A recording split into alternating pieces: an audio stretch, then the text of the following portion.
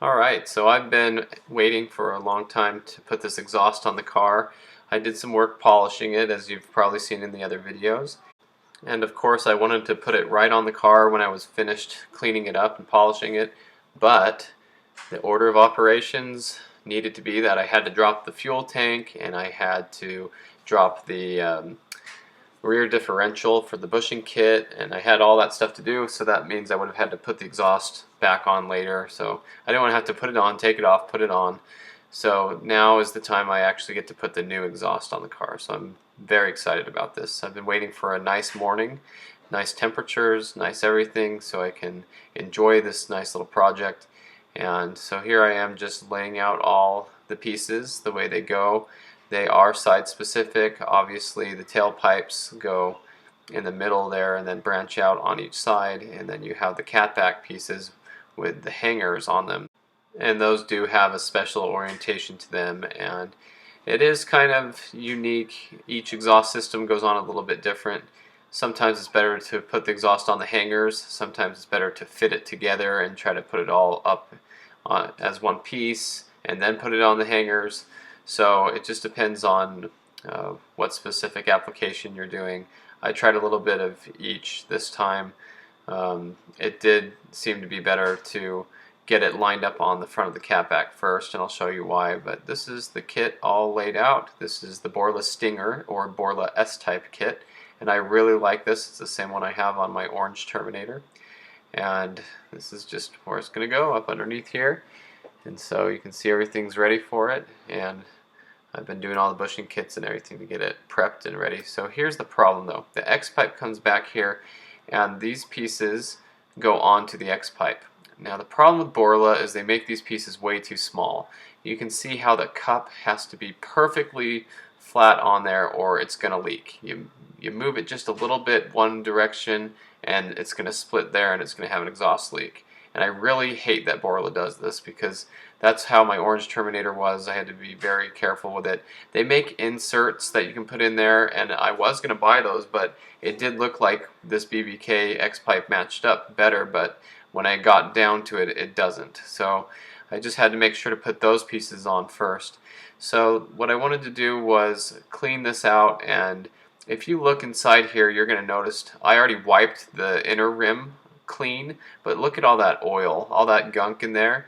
That is production oil for when they make the exhaust and they cut the tubing, and that stuff will smoke on startup. So it's kind of an issue, because in this case the car will be all put together with new parts ready for the dyno, and I don't want to see smoke on the dyno and worry that it's something wrong with the engine. But you can see all that gunk in there. That's going to burn out, and there's really no way to clean it all out. It goes all the way through. So what they say is you run the car and it'll burn out eventually, you know. So I'll probably be running the car on the startup tune and try to get some of that out. But putting WD-40 on the mating surfaces of these pipes helps, because it will help move the piping around. And you put the WD-40 on, and then you'll put the clamps on, and then put the pipes together, and you'll be able to move it however you want when you're under the car trying to get it to line up right. So here's an example. See, this will move a little more free since it has the WD-40, and don't forget to put the clamps on.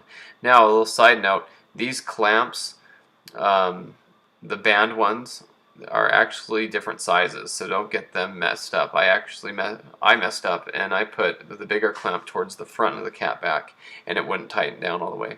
So the next tip I wanted to do was put some WD-40 in the hanger hole. This will help slide the post in that the exhaust hangs on, and even doing this, it was still a little tight and difficult. But here's the new catback on one side installed, and you can see I have the clamps on there fit loosely, and I left the bubbling on there so it wouldn't scratch it up while I was working with it. But that's how it looks all done, and those look pretty good. They're nice Borla tips, and like I said, you can see this clamp's not tightened down all the way, because you want to have everything loose as you adjust it all to make sure that it's just right. So now it's time for the next side.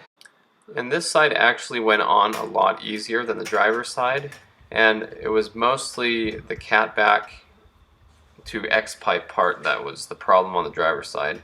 The BBK X pipe on the driver's side, the tube was just kind of at a weird angle, and maybe I just had it on just a little bit different than it should have been on the car where the X pipe goes to the manifolds, but it was a little more difficult. But I did get it all lined up, and here is the nice finished product. I actually did go back and adjust it a little more after this, and the nice thing about exhaust is you can always play with it and go back and try to readjust it and get it where you want it. But I wanted those pretty level, those pipes in the middle there.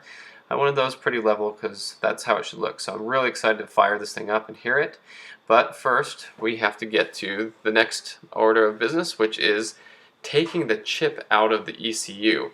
So I was very lucky to talk to the previous owner, and he mentioned that the car had a super chips chip in the computer. So here's the ECU. It's in the passenger side fender well, in the, you know, where your feet go, and you have to loosen the little thing that holds it in there. For me, it was already loose because he'd been in there, but here's the duct tape covering the chip. Now this is the chip and it comes out. So there you go. Now the car is returned to stock. If your car is set up this way, this is something that the previous owner was doing because in California they were giving him a real hard time about having modified vehicles, even if the computer is modified.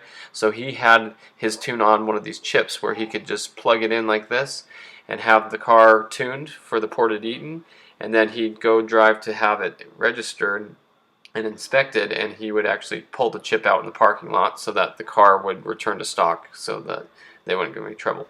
So I have the tune loaded onto the ITSX device, which is connected to my iPad via Bluetooth, and I really like this method. It's really easy, and so I just go in here and selected the VMP bass tune that I had already gotten from my tuner, and I just went through the process here of, you know, the yes/no questions, okay, you know, transferring the tune to the device and then uploading the custom tune. So this was actually a really nerve-wracking part for me because I was thinking, great, you know, with my luck, I'll go to put this on and then the computer won't recognize it or there'll be some kind of problem, but it did a great job. It worked just right. So put the key in, you know, there's just a whole process you have to go through, and it's actually pretty easy. It prompts you what to do and you just do the next thing and the next thing. And so when you load the tune on the car, it's really important to have a good strong battery or have the car hooked up to a power source if your battery is not the best. But this is really important to not have an interruption with the battery while you're loading the tune onto the car.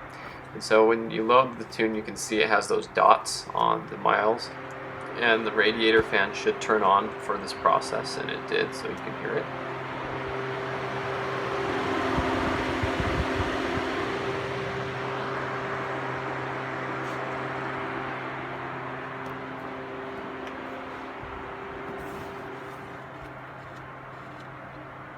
So when you load a tune onto the car, that's how you'll know everything's going well. You can hear the fans on, and it only took a few minutes. It did a pretty good job. So there's a shot of the ECU there while this is all going on, and downloading in progress. So it worked out nicely. Like I said, I was kind of nervous about it, but the device makes this little noise when it's finished.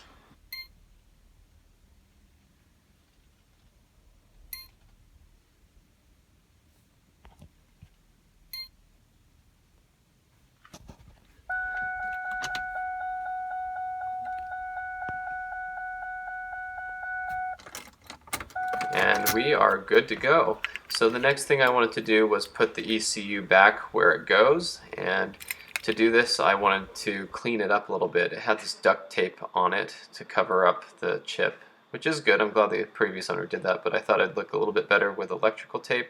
So I cut some nice longer strips of electrical tape and I went ahead and put these on nicely. Of course this is one-handed because I'm holding the camera in this one, but I was able to do a pretty good job cleaning this up and making it look really nice.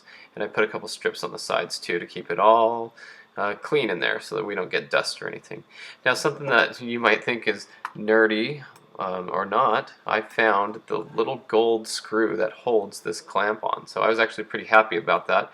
it was falling down in there, and the whole thing was just loose from the previous owner because he would get in there every year to take the chip out for the tune.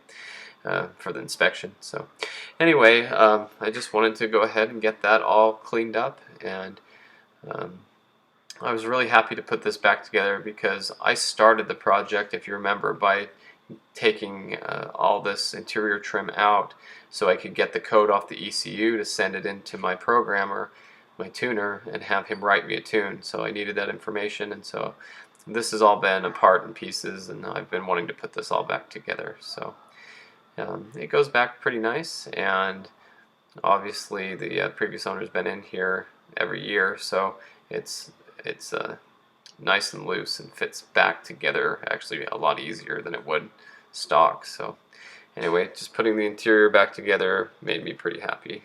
It's nice to get that all cleaned up.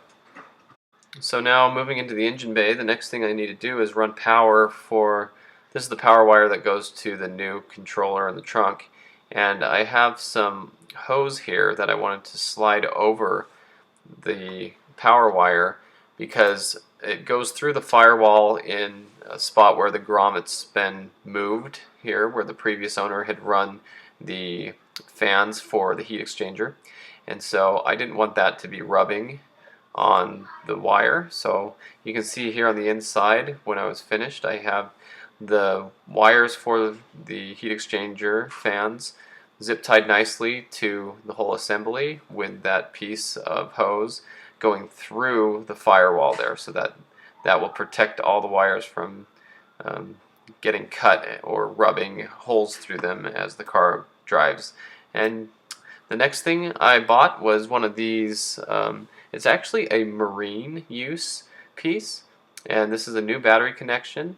And the nice thing is it has a wing nut here that you can take off, and I can add all the wires that I'm going to be using for the fuel system and the alternator and everything to the battery. So running the JLT catch can, like I talked about in my other video, I finally finished plumbing it all up, and this is how it ended up with the filter up here against the firewall. The hood hinges were actually hitting the cone where it was down there, so I had to add some hose to the cone.